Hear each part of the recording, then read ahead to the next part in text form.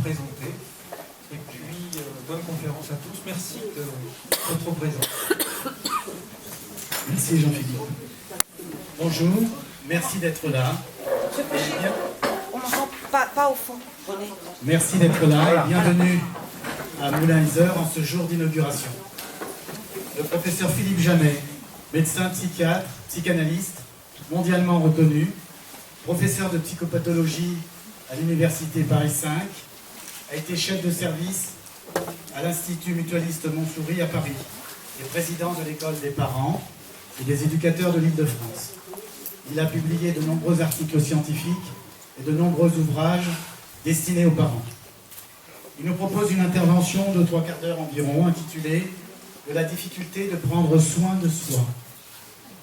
Nous disposerons ensuite d'une demi-heure d'échange avant de nous rendre à 15h15 au pavillon Philippe Jamet, qu'il envisage d'occuper, m'a-t-il dit avec humour, comme sa nouvelle résidence de vacances. En cette période de cadeaux, un acte de prévention efficace consiste à offrir aux parents de notre entourage le dernier livre du professeur Jamet, Lettres aux parents d'aujourd'hui. Cela donnera confiance à tous les parents qui se posent des questions sur l'éducation, sur leur rôle et surtout ce qu'ils valent. Philippe Jamet explique avec toute sa pédagogie qu'ils ont tous les ressources en eux pour transmettre, après avoir donné la vie, le goût de vivre, la confiance qui remplace la peur et l'agrippement, leurs valeurs, le respect de soi et des autres, le goût du savoir et la curiosité. La parole est au professeur Jamet. Bien, merci beaucoup pour cette invitation qui est pour moi un plaisir et un honneur, puisque c'est la première fois qu'on donne donc un pavillon pour adolescents, donc je suis très sensible. En général, d'ailleurs, comme vous soulignez, les journalistes qui donnaient l'information que j'étais vivant, donc j'espérais qu'elle me restait jusqu'à aujourd'hui, mais ça c'est quand même un acte manqué fâcheux que, voilà, disparaît avant, parce que c'est vrai, c'est souvent post-mortem, mais bon, c'est dommage parce qu'on n'en profite pas de la même façon. Enfin, encore j'en sache rien, parce que peut-être que... Enfin, j'ai quand même des petits doutes, et finalement, pourquoi pas prendre ce petit plaisir, non, qui est un plaisir, pas un petit plaisir, qui est le plaisir, au fond, de la transmission. C'est ça la vie, c'est que on n'existe pas par nous-mêmes, seul on existe dans un échange. Je pense qu'on ne prend pas toujours la mesure un petit peu de cela, qu'on pense qu'au fond le monde commence avec nous, ça se terminera avec nous. Je pense d'ailleurs qu'on parle de pulsion de mort de façon à mon avis tout à fait inappropriée. Nous sommes un épisode de la vie qui se transmet, et c'est ça qui caractérise le vivant, c'est qu'elle est programmée pour se transmettre avec toutes les mutations qui caractérisent le vivant, depuis l'être unicellulaire jusqu'à l'être humain. Hein. Et donc nous sommes, nous, voilà, à un moment, et c'est pas que nous allions vers la mort, nous soyons destinés à la mort, non, simplement le matériel s'use. Et la nature, dans sa grande générosité, alors pourquoi ça, je n'ai pas vraiment la réponse, mais enfin c'est un fait, elle a prévu de remplacer le matériel. C'est pour ça qu'il y a la progression. Voilà. Donc, mais nous, on imaginait que le monde était fait pour nous unique. Non, on est une partie du matériel, et là on le transmet. Voilà, il en reste un peu quelque chose, on est des transmetteurs de vie. Et c'est pour ça que j'ai voulu donner un petit peu ce titre, la difficulté de prendre soin de soi, parce que je pense qu'il n'y a pas que des psys dans la salle, et, enfin, en tout cas je l'espère, et que je pense que c'est quelque chose justement qui concerne tout le monde, et c'est une caractéristique peut-être de la médecine, plus encore de la psychiatrie à mon avis, c'est que ça nous met au contact, je crois, du cœur de l'humain. Alors ça, je m'en suis rendu compte un petit peu en fin de vie encore, mais en fin de carrière en tout cas, et me dire la chance que j'avais eue après, comme toujours, des facteurs un peu aléatoires. Je n'étais pas spécialement à la psychiatrie, je n'aurais pu ne pas rentrer dans le service où je suis rentré en 68. Enfin, des tas de facteurs qui font que je me suis retrouvé là où j'étais sans l'avoir vraiment voulu, ni prévu d'avance. Sûrement qu'il y avait des dispositions, une attente, mais c'est des rencontres. Au fond, la vie, ouais, c'est des rencontres permanentes, positives, négatives. Et donc en 68, j'ai terminé mon internat dans ce qui allait être le premier service dédié spécifiquement en psychiatrie à l'adolescent et aux jeunes adultes, et j'y suis resté 40 ans.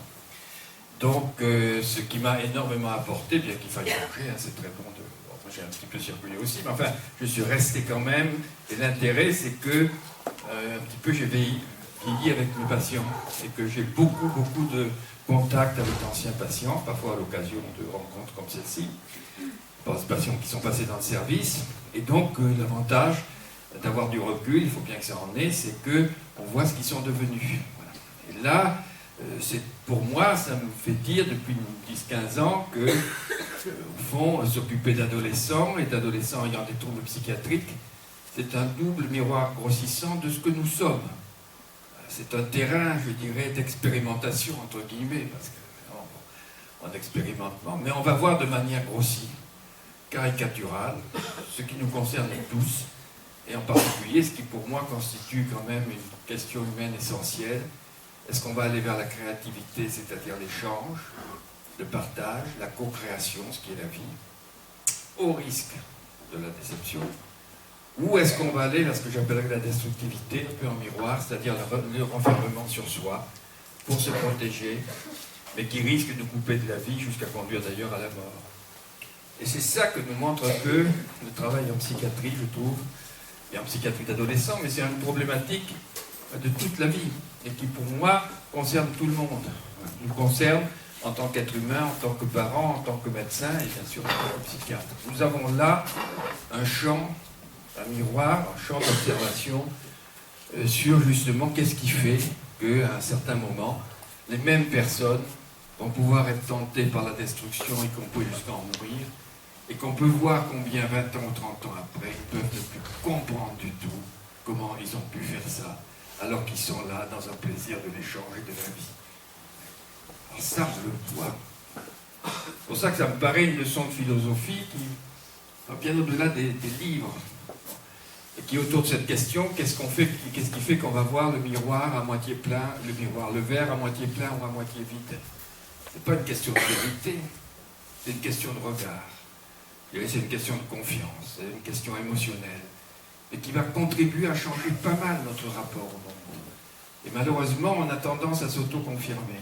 C'est-à-dire, si on voit le verre à moitié plein, on peut avoir tendance à le remplir, à moitié vide à le vider. Et dans mon expérience, ça va plus vite de le vider que de le remplir. Donc ça file très vite comme ça, c'est pas qu'on le veuille, mais il y a quelque chose d'un engrenage, et c'est ça que nous montre ce travail. Alors je vais essayer un petit peu d'en rendre compte rapidement, et vous dire en quoi je pense que nous apprend beaucoup de choses sur nous, et d'apprendre, de comprendre, c'est la liberté. C'est en comprenant qu'on peut choisir. Si on ne comprend pas ce qui nous anime, on ne peut pas choisir. Alors c'est pas facile non plus de choisir. Hein. Il faut justement, qu'est-ce qui fait qu'on choisit? C'est rarement une décision logique. Qu'est-ce qui fait qu'on choisit de voir le verre à moitié plein ou à moitié vide? C'est rarement par des arguments. D'ailleurs, il n'y a qu'à voir le champ de la philosophie depuis qu'elle existe. J'ai jamais vu un philosophe qui a une vision pessimiste, convaincre son confrère qui a une vision optimiste du bien fondé de sa position. Parce que je crois que c'est des questions émotionnelles. Mais d'émotions qui se sont construites sur quoi? Ben sur la vie, sur l'échange. C'est-à-dire sur ce qu'on a pu partager ou pas. Et c'est ça que m'ont apporté ces patients avec lesquels j'ai pu partager ces moments difficiles et revoir. Voilà, des années après, alors pas tous, certains sont morts d'ailleurs, d'autres je n'ai pas de nouvelles, mais un nombre conséquent. Et c'est à partir de ça que je vais essayer de vous parler, ce qui m'a donné d'ailleurs envie de dire, mais c'est, comment dire, il y a quelque chose là d'essentiel, et souvent c'est trop triste, trop bête, bête, pas au sens qu'on soit bête, mais au sens de dépasse même pas ce qu'on a voulu. C'est trop triste de voir des gens se détruire, et qui en général le font justement parce qu'ils sont particulièrement sensibles, parce qu'ils avaient des envies particulièrement fortes, et que si ça ne suit pas, et ben là il y a cette tentation de se détruire soi-même, c'est-à-dire d'être l'acteur de sa déception, de sa destruction. Et donc, prendre soin de soi, ça paraît naturel, c'est pas aussi naturel que ça. Parce que pour prendre soin de soi, il faut pouvoir s'aimer au minimum. Et en général, on s'aime parce que d'autres vous aiment, et parce qu'on en aime d'autres. C'est-à-dire que c'est pas tout seul, c'est pas quelque chose de solitaire. C'est un processus qui se construit en miroir. On se construit en miroir. Tiens, je l'ai pourtant pas mis sur le normalement, pardon, excusez-moi. Voilà, c'est des communications actuelles. Donc, ça se construit en miroir. Et de voir ce devenir m'a interrogé donc, sur qu'est-ce qu'il fait. Et pas plus tard qu'avant-hier soir, par exemple, pour prendre hier soir, deux fois de suite, mardi soir, j'étais en intervention dans une banlieue parisienne, auprès de parents, dans une école, dans une zone assez difficile, celle de Tueuf des Bois, peut-être la pire, enfin, bon, il y avait comme ça une centaine de parents, organisés par l'école pour essayer de mobiliser, puis sur le même sujet, un peu. Et à la fin, il y a une dame qui est venue me voir, une mère, elle me dit voilà, je voulais vous dire que bon, on était venu vous voir il y a quelques années, comme ça, avec ma fille. Il y avait une anorexie, elle refusait de manger, elle ne voulait pas être hospitalisée. Et vous m'avez convaincu qu'il fallait la forcer à être hospitalisée, et puis ça a été le déclic. Ce n'est pas toujours le cas, loin de là. C'est-à-dire en 2 semaines, elle avait commencé à reprendre, elle est repartie, elle a continué. Elle voulait venir vous voir, mais comme elle a sa petite fille d'un mois, eh ben, elle a trouvé que c'était plus raisonnable de rester avec cette petite fille. Je lui ai dit combien elle avait raison. Mais elle tenait, elle m'a dit, de faire savoir que, voilà, ça avait été un déclic.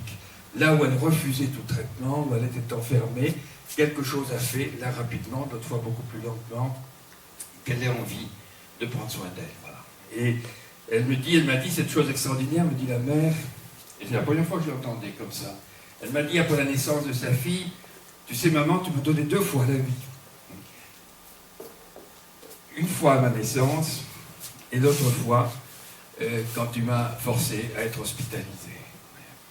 Et que j'en suis sorti en abandonnant l'anorexie. C'est la première fois que j'entendais ça. Comme ça, dit aussi fort. C'est-à-dire, vous voyez, par rapport à tout ce mouvement actuel, mais qu'est-ce que c'est que ça? Ils vont les forcer, ils sont déjà malheureux, vous voulez les couper de leurs parents, les hospitaliser. Alors voilà, c'est toute cette question, où est le libre arbitre? Est-ce que c'est un choix d'aller mal? Est-ce que cette fille avait le choix quand elle était comme ça? Est-ce qu'il fallait lui dire, ma pauvre chérie, comme je te plains, reste près de moi? Dans mon expérience, non. Il y a un moment donné, c'est pas juste de s'abîmer. On n'a pas à s'abîmer pour se sentir exister. Ça, c'est une conviction que j'ai acquise à partir de cette expérience. Et en effet, il y a un certain nombre de cas, alors je passe rapidement, mais pour vous dire sur quoi je m'appuie. Moi, j'ai des contacts avec 4 ou 5 encore des patients que j'ai eu comme interne en 68, en arrivant dans le service. Patients qui avaient tous quelque chose de l'ordre de la psychose, de la schizophrénie, des troubles de l'humeur, des bon, chacun. Et je les ai suivis assez longtemps, mais après, j'avais plus de 10 ans, 12 ans. Et après, on est passé à d'autres, parce que la plupart ont été suivis toute leur vie, parce qu'ils avaient des troubles assez graves. Mais bon, j'en vois un qui était donc avec une schizophrénie, qui a eu 10 ans comme ça d'errance, où à chaque fois qu'il essayait de s'insérer, eh bien ça se terminait en général par le fait qu'il cassait la figure de la personne qui le faisait travailler, qui était une fois le directeur de théâtre. Autrefois, il a été gardien dans les salles du Louvre, mais il apostrophait les visiteurs qui faisaient des commentaires qu'il jugeait inadéquats sur les œuvres du Louvre. Bon, donc tout ça, ça partait de bons sentiments, mais ça gêne l'insertion. Oui, bon. Donc, on a beau dire, c'est peut-être lui qui s'exprime, c'est ça, sauf que ça va se retourner contre lui, contre les autres. Oui. Ça n'aide pas à s'insérer de réagir comme cela. C'est pas un choix, c'est que tout d'un coup, voilà, il avait quelque chose où il fallait qu'il réagisse et puis petit à petit, voilà, probablement parce qu'il a confiance. Il est né, il a pris son traitement régulièrement, il a été suivi, il avait gardé un groupe de copains avec lesquels il allait tous les ans à Avignon, et depuis lors, vous voyez, depuis peut-être 70, tous les ans, et encore cette année, j'ai reçu une carte postale d'Avignon, alors que je ne la vois plus, maintenant qu'il est suivi par d'autres. C'est-à-dire comme s'il y a quelque chose comme ça d'un lien de vie quand même, qui se crée et qui devait lui être important. Et il avait quand même des acquis. Là aussi, c'était important. Il avait 2 années d'école boule avant de commencer sa schizophrénie. Donc, il avait des compétences. Comment voulez-vous qu'on aille bien si on n'a aucune compétence? Alors, quand on dit qu'il faut avoir une compétence, c'est pas simplement parce que la société a ceci, parce qu'on a besoin. C'est qu'il faut qu'on peut avoir de valeur et si on a des compétences dans des domaines très divers qui peuvent être, et des compétences qui vous permettent aussi de devenir autonome, de vivre. Ben, ça fait partie des choses assez basiques. Alors lui, il les avait acquis, il a vécu un peu sur cet acquis. Et au bout de plusieurs années, presque 10 ans de semi-errance, il a réussi à rentrer comme peintre des décors de l'opéra. fallait faire. Alors là, il y a eu quelques petits ajustements avec le chef d'atelier, enfin qui ont pu se passer parce que probablement qu'il était moins menacé, qu'il était plus dans la confiance et ça a pu se résoudre. Il a été même titularisé, fonctionnaire, rêve des Français, donc voilà, donc il a été titularisé à l'Opéra de Paris. Il est devenu artiste peintre, j'ai dû avoir tous les ans à peu près cette exposition. Et en 2008, quand je suis parti à la retraite, il partait aussi. Donc on a fait une petite rencontre de retraités, il est venu me voir, et en me disant, mais finalement, monsieur Jamet, j'ai eu une belle vie. Ah, j'ai bien aimé ça. Oui, il était toujours suivi par un psychiatre. Il prenait toujours un neuroleptique à des doses assez modérées, mais il était très attaché parce qu'il savait que c'était pour lui ce que ça doit être, un outil de liberté. Et que s'il ne prenait pas ça, eh bien, voilà, non, les émotions dépassées, ça se terminait mal. Donc il s'y accrochait, parce qu'il savait que c'était une aide, même s'il y avait quelques petits effets secondaires. Il avait sa bande de copains, c'est-à-dire qu'il était dans l'échange. Bien des gens qui n'ont aucun trouble ne sont plus dans l'échange. Dans l'échange, sont enfermés sur eux-mêmes, prisonniers, pas parce qu'ils ont voulu, mais parce qu'ils ont peur. Alors je ne répéterai pas tout cela, ou même simplement pour donner un autre exemple. Une autre patiente, une étudiante en médecine, comme cela que je suis pendant 10 ans pour une anorexie aussi sévère, et qui a eu 30 hospitalisations.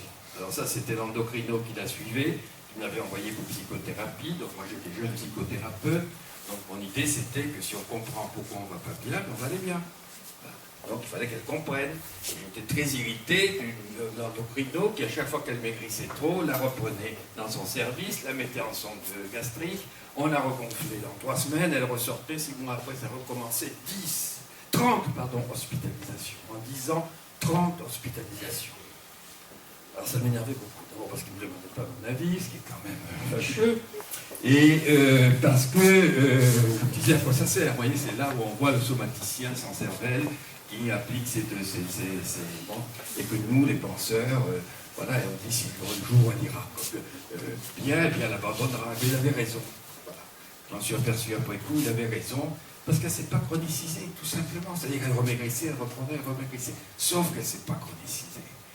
C'est-à-dire qu'elle faisait, en faisant l'expérience qu'elle reprenait du poids, c'est-à-dire qu'elle était plus sous cette contrainte, qui n'est pas un choix, de se priver de manger, eh bien elle se sentait probablement mieux, son organisme refonctionnait, la peur reprenait, elle maigrissait, mais elle n'avait pas de chronicité, et ça a été mon exemple pendant ces 40 ans, c'est que si on les laisse sans se battre sur le symptôme, ce qu'on fait nous fait, et qu'au bout d'un certain nombre d'années, il est très difficile de pouvoir en sortir. On est piégé. Donc je l'entends me dire encore, à la fin des années 80, elle avait terminé sa médecine, elle hésitait entre psychiatrie et dermato, finalement elle a fait dermato, mais elle aurait pu faire psychiatrie.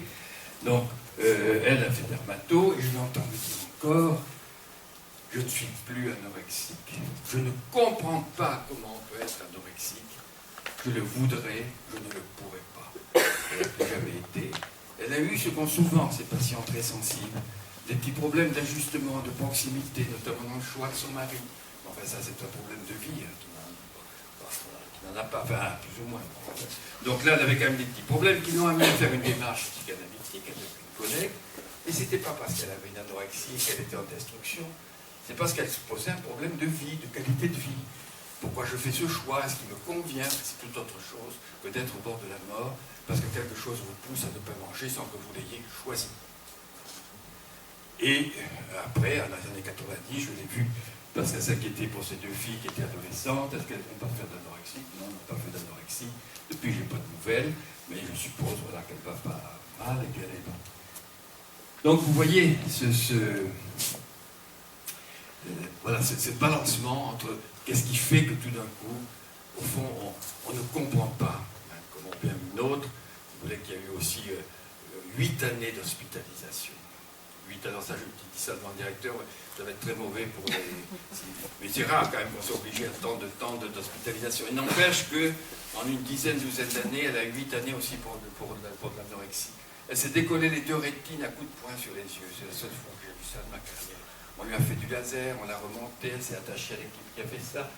Et elle, que je n'ai plus jamais revue, mais qui a été soignée dans tout ce temps dans mon service par un collègue auquel elle s'est attachée, qu'elle voit toujours, en gardant un lien, peut-être un peu, mais qui l'aide à vivre. Et qui n'a pas empêché après de développer ses potentialités. Elle est devenue bibliothécaire, elle on se débrouiller. Elle n'a pas de vie privée, mais pas mal d'amis, scandaleux. On ne nous a pas demandé notre avis. Alors que la Cour européenne, d'ailleurs, nous s'en occupe pas. On ne nous a pas demandé notre avis, donc on n'a pas choisi. Hein.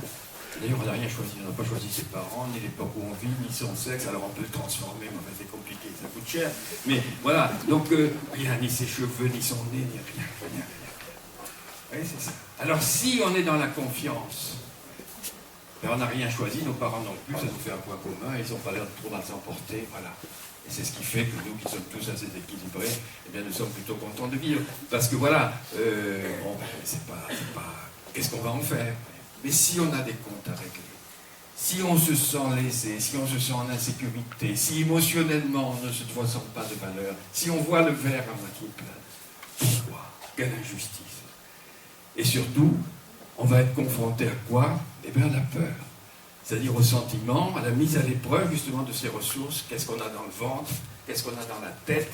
Il va falloir se confronter aux autres. D'accord, on vous dit c'est bien, c'est formidable, tu vas commencer à conquérir toutes les filles. Ouais, d'accord, sauf que ça va si ça va bien. Mais si ça ne va pas, le doute, l'inquiétude. Et je crois que là, on va voir se mettre en place. On est un peu programmé pour que si on est trop mal, eh bien, on réagisse activement pour reprendre un équilibre. Il y a quelque chose que, avec le temps, je trouve, qui se rapproche, au fond, de la défense du territoire pour les animaux. Comme les animaux avec lesquels, d'ailleurs, on a beaucoup de gènes communs, 99% à peu près. Donc, quand leur territoire est menacé, eh bien, ils sont programmés pour le défendre. C'est ça la vie, cette co-construction. Tous les êtres vivants sont programmés pour réagir, pour perpétrer la vie. Et dès qu'on est menacé au niveau de son territoire, pour les animaux supérieurs, eh bien, il va y avoir des émotions, l'ordre de la peur, de l'agressivité, qui vont se mettre en œuvre pour réagir activement. Il faut qu'on réagisse. Nous sommes programmés pour cela. Et l'être humain, pareil. Sauf que chez l'être humain, ce qui le différencie des animaux, c'est la conscience réflexive. C'est pas le fait qu'on ait des représentations, c'est pas l'attachement, c'est pas la conscience. Les animaux ont une conscience, les animaux supérieurs. Mais ils ne sont pas conscients d'avoir qu'on ait conscience. Vous voyez, c'est ce degré supplémentaire. Ça, c'est propre à l'homme, que le langage a accentué, mais qui précède le langage. Le développement extraordinaire du lobe frontal a fait, on commence un petit peu mieux à le connaître en neurophysiologie, que l'être humain est capable d'être conscient de ses émotions, d'être conscient de ce qui vient à sa conscience. Et ça lui donne une réflexivité. Et cette réflexivité va permettre petit à petit un langage, va permettre petit à petit qu'elle se développe de plus en plus jusqu'au point où on est arrivé aujourd'hui. Mais il y a encore une grande partie de l'humanité qui pense que de toute façon, tout est préprogrammé, qu'on n'a aucune liberté. C'est tellement plus rassurant. C'est très enfin, bon. Donc tout ça, c'est l'être humain, justement, par la conscience qu'il a de lui, il va y avoir 3 conséquences, il me semble, qui ne sont pas trop difficiles à comprendre.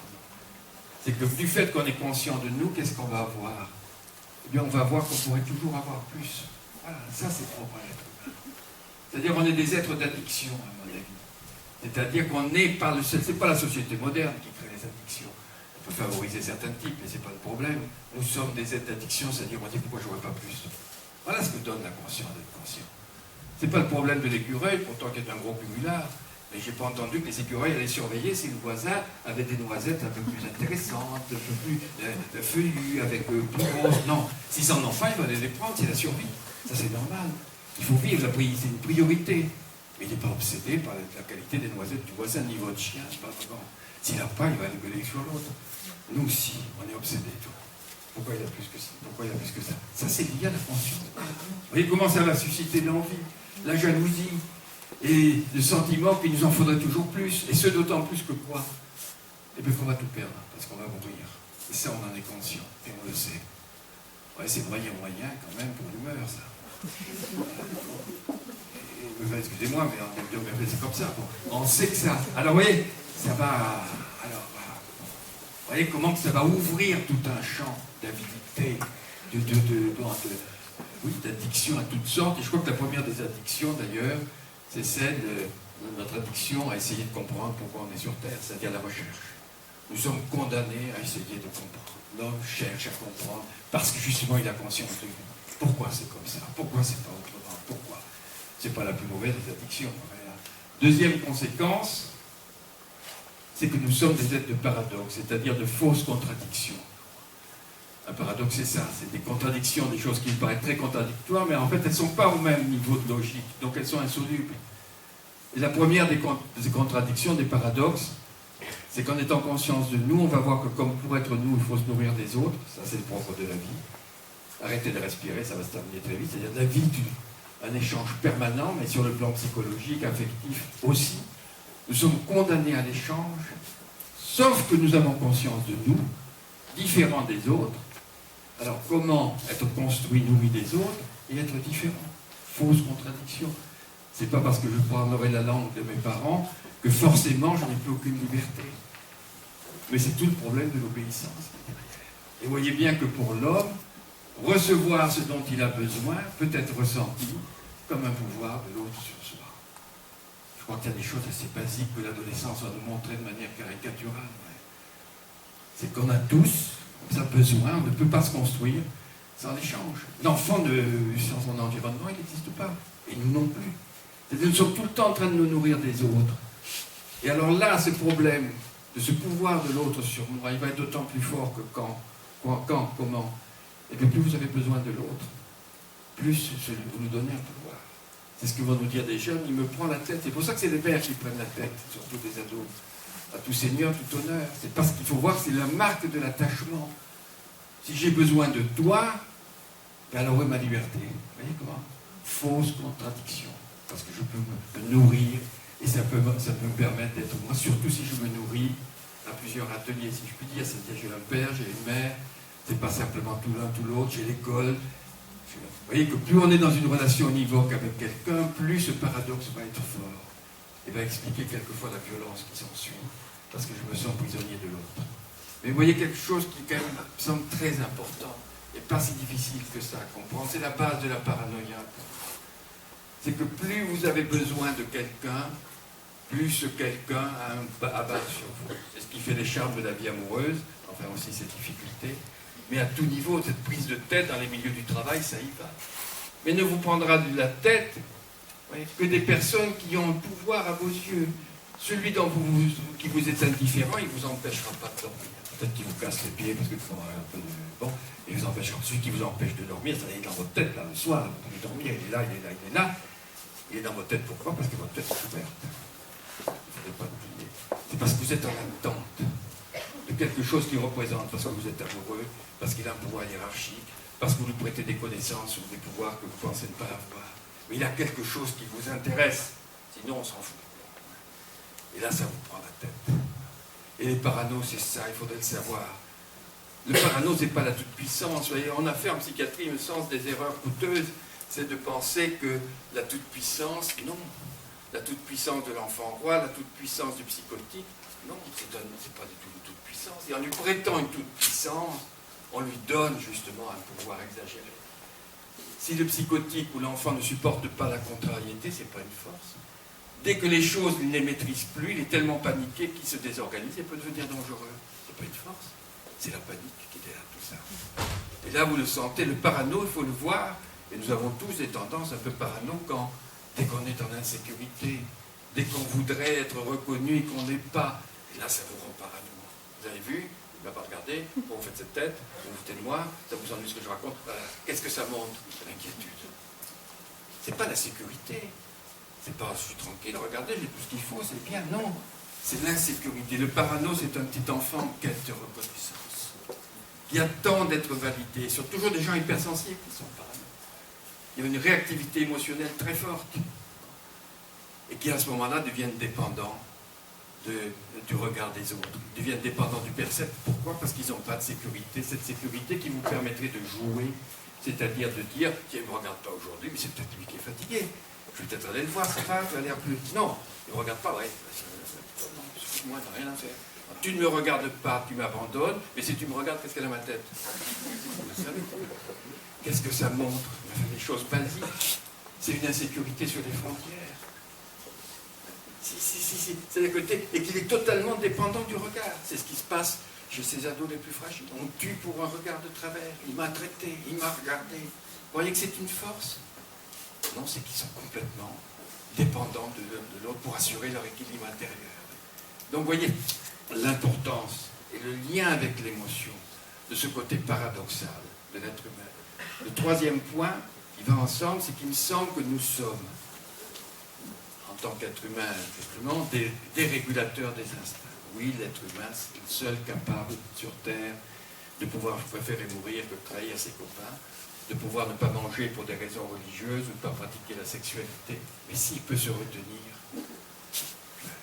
c'est évident, il semble évident qu'il peut aussi utiliser ses instincts sans limite. Pourquoi on s'étonne de la capacité destructrice de l'être humain? Parce qu'il est créateur. S'il peut créer, il peut détruire. Ça va dépendre de ses valeurs. Donc l'homme est un dérégulateur de tous les instincts. On est très dépendant de nos instincts, mais on peut tous les déréguler pour le meilleur et pour le pire. Et à mon avis, ça va ensemble. Et que c'est assez, pas très difficile à comprendre. On est des dérégulateurs, mais on est aussi des générateurs de valeurs. C'est-à-dire que le fait qu'on soit dans cette conscience réflexive, eh bien, il me semble que ça fait que nous sommes dépendants du regard que les autres ont sur nous. Qui d'entre vous ne se pose pas cette question, qu'est-ce que je vaux? Est-ce que je compte pour quelqu'un? Est-ce que ma vie a une valeur pour quelqu'un? Est-ce que vous... Bon, qui? Personne. C'est ça que j'appelle les valeurs. C'est-à-dire que nous avons besoin du regard de l'autre pour savoir quelle est notre valeur à ses yeux. Ça va être très important dans la relation.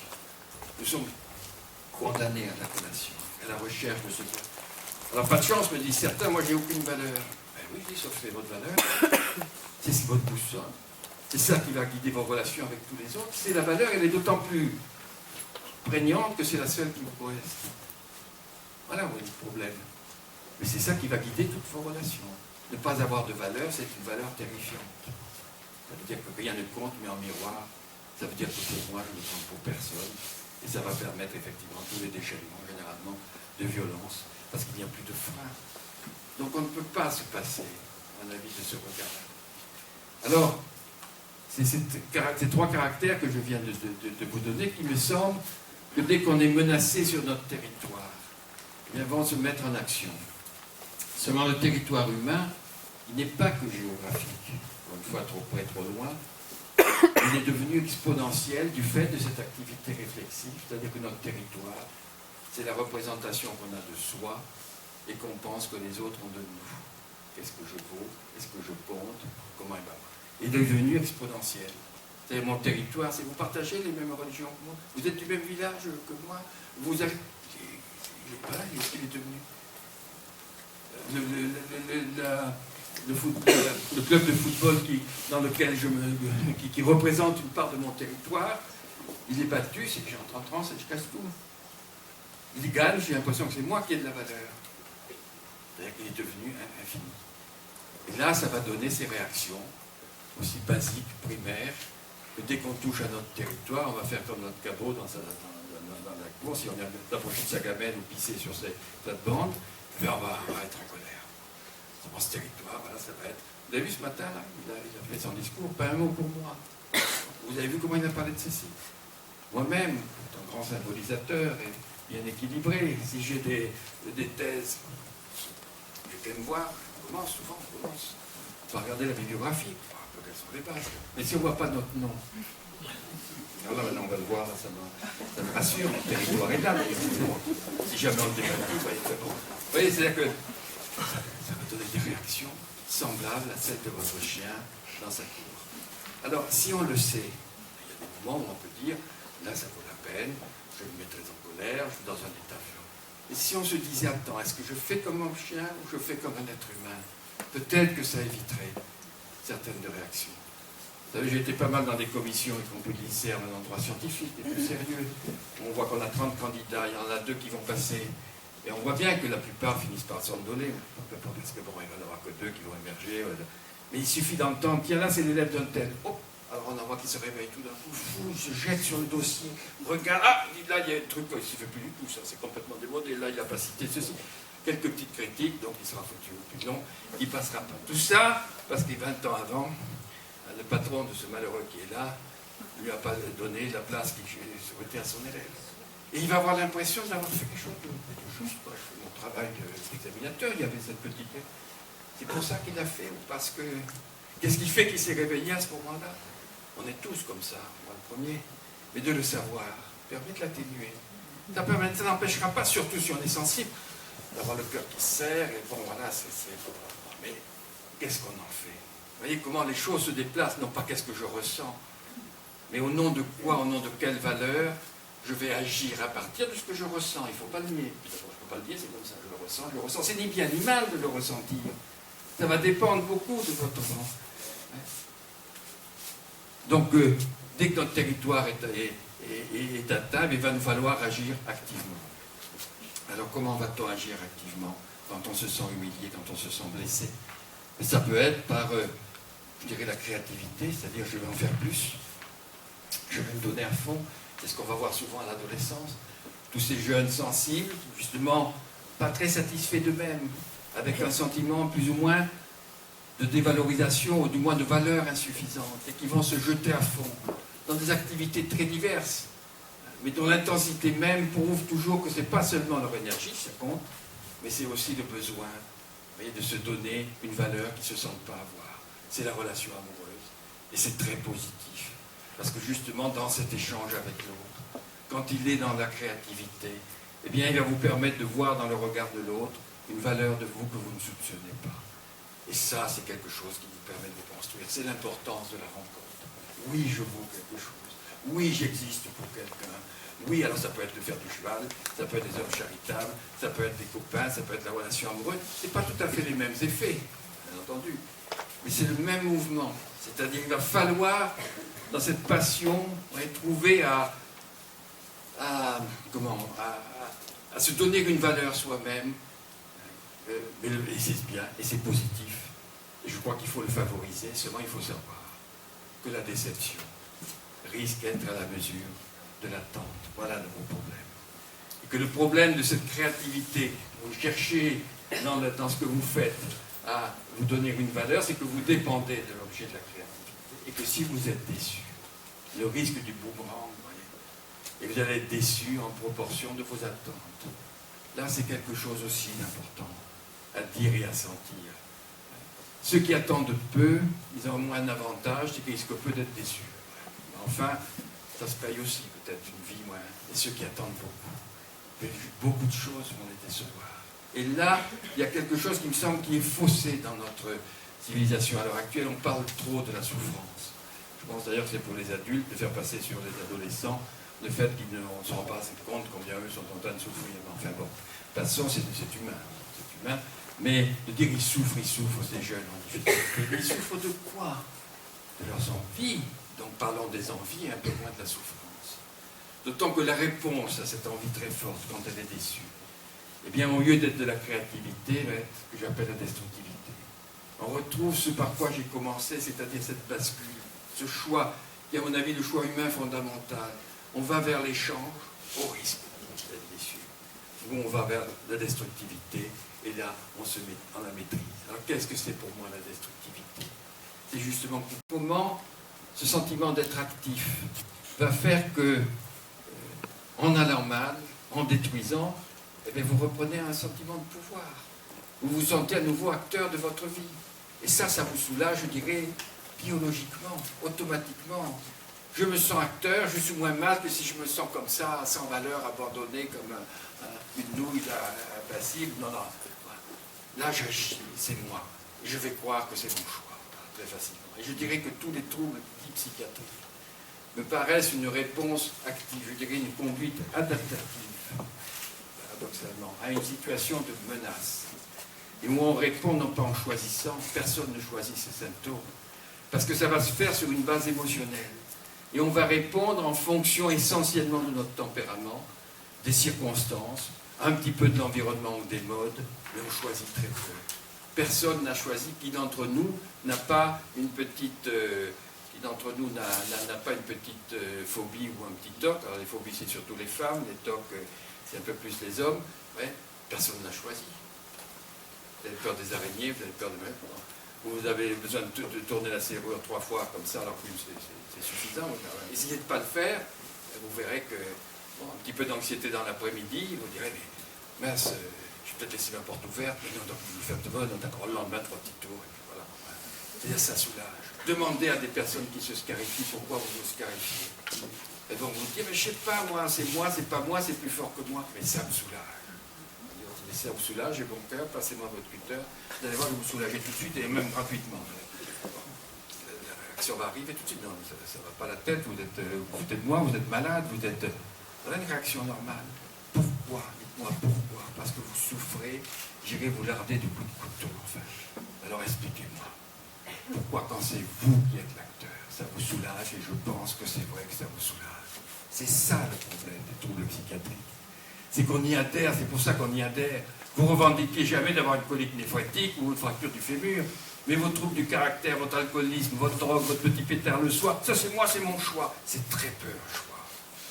C'est un moyen de rétablir une homéostasie psychique parce que vous redevenez acteur de votre détente. Sauf que ce n'est pas choisi et que le problème, c'est pas que ce soit mal en soi, c'est ce que ça vous abîme. Et en général, ça va vous abîmer dans un des 3 secteurs que j'évoquais tout à l'heure, c'est-à-dire prendre soin du corps, c'est-à-dire la sociabilité, c'est-à-dire les apprentissages. Et ça, c'est pas juste que pour vous sentir exister, pour pouvoir prendre de soin, vous soyez conduit à des comportements qui ne sont pas acceptables avant tout parce qu'ils vous abîment. C'est pas qu'ils ne sont pas bien ensemble, c'est que le prix à payer est trop cher et que sur le moment, et ça dans tous les niveaux, l'échec scolaire, si vous ne passez pas l'examen, vous êtes sûr du résultat. Si vous y allez, vous dépendez. Vous voyez ce qu'il y a là, je voudrais faire une petite note sur ce qui me semble important de comprendre, c'est que tout ce qui est l'ordre du plaisir, de la vie, de l'échange, on ne peut pas le garantir. Si vous me dites je vais avoir une vie épanouie, la plus heureuse possible, faire des choses passionnantes, je l'espère. Je ne peux pas vous garantir. Mais si vous me dites je veux m'emmerder toute ma vie, parce que ça n'a pas de sens, tout ça c'est une vaste supercherie, je ne crois en rien, je m'enferme, je me fous de tout, là je signe, c'est sûr. Je peux vous assurer là-dessus, ce sera toujours possible. Quand on veut détruire, on est le maître. Voilà. Qu'est-ce qu'on ne ferait pas quelquefois, surtout quand on se vit comme impuissant et humilié, pour se sentir le maître? Je pense que dans le terrorisme, quand c'est une forme extrême, on voit bien comment les mêmes gamins qui pourraient être dans la destructivité vont faire des trucs où ils vont se laisser conduire à la mort pour se sentir exister, parce que là, ils ont un pouvoir, ils ont une puissance. On l'a toujours dans la destruction. S'il dit je veux essayer d'améliorer le sort des autres, bon courage. Mais c'est pas si je veux être aimé, eh bien, bon courage. Ça en vaut la peine, je le sais que ça en vaut la peine. Je ne peux pas garantir le résultat. Dès que vous passez un week-end formidable, une soirée inoubliable, ça va se terminer. Alors pourquoi c'est pas grave pour vous? Parce que vous êtes des gens équilibrés, que vous avez confiance. C'est-à-dire d'accord, on se quitte, mais on se retrouvera. Et ceux qui n'ont pas confiance. Alors il me semble, si vous voulez, qu'on retrouve là de manière caricaturale au niveau de la psychiatrie ce qui concerne tous. C'est-à-dire que la vie dépend beaucoup de ces 2 émotions principales, qui sont la peur, aggravée par le sentiment de solitude, ou la confiance. Mais que la confiance, comme la peur d'ailleurs ça ne se décrète pas, c'est quelque chose qui se crée et qu'on peut combattre dans un échange, mais pas seul. Et la confiance, on ne peut pas la décréter, mais on peut la rendre, la faire naître. Pourquoi? Mais en reprenant, et je terminerai là, sur ce qui me semble être les bases de l'enfant. Qu'est-ce qui fait qu'un enfant va voir le monde plutôt à moitié vert, plutôt à moitié plein qu'à moitié vide? Eh bien, c'est l'extraordinaire fiabilité de l'entourage, qui repose sur quoi? Sur la grandeur de la monotonie de la vie quotidienne. Qu'est-ce qui fait que votre enfant va avoir confiance? C'est qu'il sait que quand il a mal aux fesses, quand il a faim, quand quelque chose le dérange, il crie, et le monde est bien fait. C'est-à-dire, il y a une voix toujours la même, il dit voilà, qu'est-ce qui se passe? Le monde, on ne peut pas rêver mieux, hein. C'est superbe ça. Qu'est-ce que ça suppose? Qu'il y ait là quelqu'un, qui soit là je ne sais pas combien de fois par jour, et qui en prenne pour 15 à 20 ans de permanence. Et c'est ça, alors que de temps en temps, il y a des phases d'excitation, on va sur la grande rue, on les envoie en l'air, on chante, on fait d'accord. Et ce qui assure la confiance, c'est la régularité. C'est pareil pour les institutions. Qu'est-ce qui va assurer la confiance? C'est parce qu'on est là. Parce que quand ils arrivent, on les accueille, parce qu'il fait chaud, parce qu'il y a des repas, parce qu'il y a des gens sur lesquels ils reconnaissent quand ils ont une petite attention pour eux. Ah, comment ça va? Vous êtes là aujourd'hui, vous avez vu, vous avez bien ça. Allez, il y a du chou, ça va vous plaire. Mais ça suffit à embellir une journée, ça, pour des CTFU. C'est des petites choses, mais qui vont relancer quoi, l'appétence pour vivre? Et non pas le règlement affiché, des machins comme ça, et dire, c'est la rencontre qui va faire de la vie quotidienne ce plaisir. Et ça passe par des relais qui sont là. Alors on n'est jamais sûr de l'effet. On ne peut pas maîtriser la vie, voilà. On peut maîtriser la mort, on peut maîtriser la destruction, on ne peut pas maîtriser le vivant, le plaisir. Il est un peu à fond perdu. Mais c'est lui qui donne la qualité de la vie. Alors voilà un petit peu moi ce que m'a appris ce métier, ce que m'ont appris le fait que, effectivement, il y a ces gens qui puissent tant d'années après vous dire, qui ont besoin de vous prendre en témoin de ce qu'ils ont vécu. Et justement parce que c'est important qu'ils sachent qu'à des moments où ils étaient dans le fond du trou, ils ont eu des gens qui en ont été témoins et qui peuvent apprécier, en les revoyant, le chemin qu'ils ont pu faire. Et y accorder toute la valeur que celui qui ne l'a pas vécu ne se rend pas compte. Mais ceci, ça va se retrouver à tous les niveaux, je termine là-dessus. Moi, actuellement, je suis assez sollicité par des diabétologues, assez régulièrement, parce que, bon, c'était parti d'un service parisien qui m'avait demandé de venir, et parce que ça les met en fureur, vous savez bien, de voir tous ces diabètes de type 1, notamment chez les ados, mais pas seulement, pour lesquels on a un traitement efficace, et qui ne prennent pas leur traitement, ou qui font n'importe quoi. Alors c'est pas la même chose aussi de dire ce crétin, où il ne se rend pas compte, il est vraiment abruti, ou c'est pour le plaisir de m'embêter, ou il veut absolument se rendre intéressant. Non, on prête trop d'intention. Toutes les choses un peu graves qu'on fait sont beaucoup moins intentionnelles, c'est des réponses émotionnelles. Après, il y a des intentions qui se construisent. On prête trop d'intention. Ça a été l'erreur peut-être, d'une certaine vision aussi des psys, de mettre trop d'intentionnel. Ça, il faut être pas trop mal pour pouvoir avoir des intentions. Dès qu'on est sous la pression des émotions, c'est une réaction très basique. Et ces jeunes, ce qu'on peut dire aux diabétologues, ce que je leur dis, c'est que c'est pas un choix d'agir comme ça. Mais c'est pas non plus, c'est pas fou. C'est-à-dire, c'est injuste d'avoir un diabète de type 1. Ce sera d'autant plus injuste qu'on est dans une famille où on ne se sera peut-être pas senti, à tort ou à raison, c'est pas forcément du fait de la famille, suffisamment soutenu, aidé, compris. Si on est dans des liens comme ça de confiance, on aura plus tendance à dire, mais parce que, ne serait-ce que pour mes parents, je vais prendre soin de moi. S'il y a trop de conflits ou qu'on soit dans des relations difficiles, eh bien oui, la tentation de dire c'est injuste d'avoir un diabète. Je ne l'ai pas choisi. Par contre, mon traitement, là, je peux le choisir. Et en le choisissant, je dis, je reprends ma vie en main. C'est moi qui choisis de dire ce que je fais de ma vie. Sauf que ce n'est pas un choix, que ça répond à cette pression d'urgence émotionnelle de faire face à la détresse, d'être impuissant devant quelque chose qui vous frappe. Et le triste, c'est qu'on va rajouter à cette impuissance la gravité des conséquences. Vous voyez, on n'a pas, et peut-être que c'est ça le leitmotiv qu'on pourrait avoir, surtout dans les dimensions de soins, on n'a pas à s'abîmer pour se sentir exister. Et pourquoi? Mais parce que vous le valez bien. Il ne faut pas laisser aux publicitaires, qui sont les meilleurs psychologues, besoin de savoir ce qui marche. Mais pourquoi ça marche 10 ans après? Vous le valez bien, madame. Et parce que ça touche des choses très profondes. Ouais. Voilà un peu ce que je voulais vous dire. Et vous dire que finalement, vous voyez, ça montre aussi que nous sommes dans des métiers qui resteront artisanaux. Parce que même si on n'a pas beaucoup de temps, ce n'est pas qu'une question de longueur de temps. C'est une question, comme cela, d'état d'esprit. Et je dis, on juge souvent au service à son secrétariat. Vous savez, c'est pas la même chose si vous arrivez dans un endroit et qu'on vous dit, voyez, pourquoi vous venez aujourd'hui? Vous voyez qu'on est bourré, il y a plein de monde, peut-être qu'un autre jour, enfin c'est tous les jours pareil d'ailleurs. Enfin, bon, mais là, en tout cas, on n'a pas, je ferai de mon mieux, mais enfin, bon, si vous trouvez une place, tant mieux pour vous, on verra quand on peut s'occuper de vous. Bon, c'est pas tellement confortant. Et si on vous dit, attendez, voyez le monde qu'il y a, on est complètement débordé, ma peau, je suis désolé, mais attendez, là, je vois qu'il y a une petite place là-bas, installez-vous, je vais faire le maximum. Si vous voyez que c'est un peu long, faites-moi un petit signe, pour pas être sûr que je ne vous oublie pas. On va y arriver, on va y arriver. C'est pas tout à fait la même chose. Là, c'est pas, les choses, elles sont ce qu'on les fait. On leur donne trop d'existence par elles-mêmes, et en leur donnant de l'existence, on la confie. Si les choses, alors en effet, et souvent on en parlait à la table, en psycho, on a tendance aussi, et c'est un des problèmes de l'enseignement à mon avis actuellement, à trop se centrer sur la réalité des faits. Bon, on disait, vous n'avez pas retrouvé le corps, vous ne pouvez pas faire le deuil, vous repasserez quand vous l'avez trouvé. Bon, vous n'avez pas connu votre mère biologique, donc il y a des trous dans votre identité, vous ne pouvez pas vous construire. Bon, ouais. C'est-à-dire que ça devient vrai, bien sûr que tout ça, c'est pas neutre. Et l'important, c'est pas ça. Donc, c'est vous avez vécu ça. Comment vous l'avez vécu? Qu'est-ce que vous avez ressenti? Et maintenant, qu'est-ce qu'on va en faire? C'est-à-dire comment? C'est la dynamique. Et non pas, vous êtes schizophrène, vous avez machin. Et c'est là le grand progrès, à mon avis, qui commence à annoncer d'autres. On ne parle plus de psychose maniaco-dépressive, mais de troubles bipolaires. Oui, c'est un grand progrès. Ça dépend ce qu'on en fait.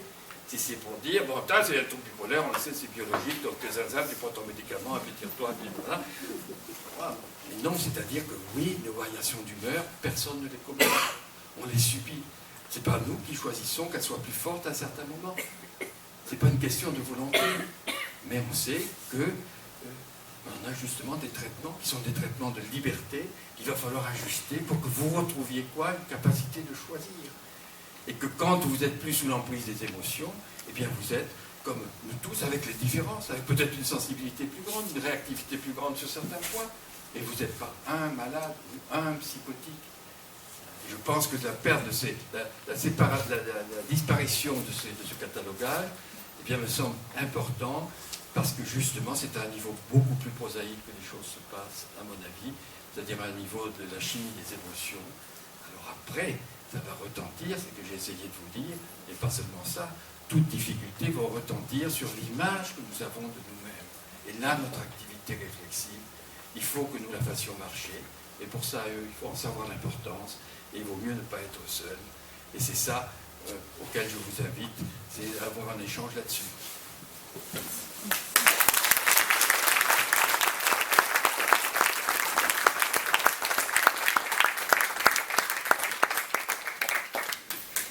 Quand le professeur Jamet parle, tout devient lumineux, il nous a encore emmené très haut.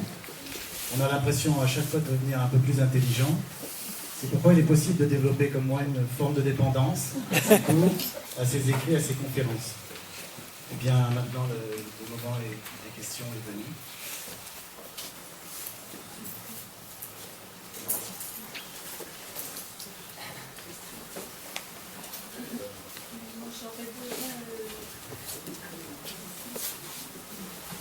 J'ai une fille qui est